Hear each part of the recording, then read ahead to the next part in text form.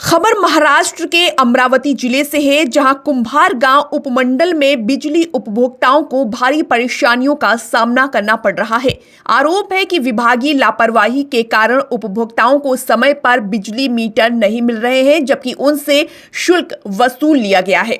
उपभोक्ताओं का कहना है कि सहायक अभियंता और लाइनमैन की लापरवाही के कारण कई लोग महीनों से परेशान हैं। बताया जा रहा है कि मुरा गांव की एक गरीब महिला को मीटर लगाए बिना ही 4 महीने का बिजली बिल थमा दिया गया।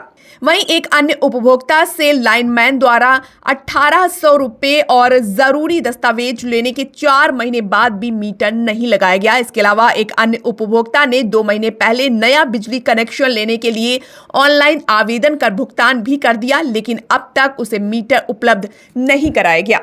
इस संबंध में बिजली उपभोक्ताओं ने संबंधित वरिष्ठ अधिकारियों से पूरे मामले की निष्पक्ष जांच कर दोषी कर्मचारियों के खिलाफ सख्त कार्रवाई करने और उपभोक्ताओं को जल्द राहत दिलाने की मांग की है। अमरावती से संवाददाता फिरोज कुरैशी की देखिए ये खास रिपोर्ट। साहेब, आपलं नाव काय? विक्रम काटोले। विक्रम पाटोले। साहेब, आपल्याकडे मुरा देवीची जी तक्रार आलेली होती की जे महिला आहे, ज्या महिलेला मीटर न देता 4 महिन्याचं समजा तुम्ही बिल दिलेलं आहे आपल्या विभागातून, यावर त्या महिलेने तक्रार सुद्धा दिली होती। यावर आपण काय कारवाई केली?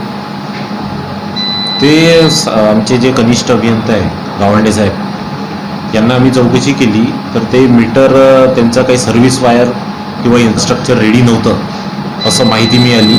त्याच्यानंतर जेव्हा त्यांचं इन्फ्रास्ट्रक्चर रेडी झालं त्याच्यानंतर आपण मीटर इन्स्टॉलेशन केलं त्यांचं।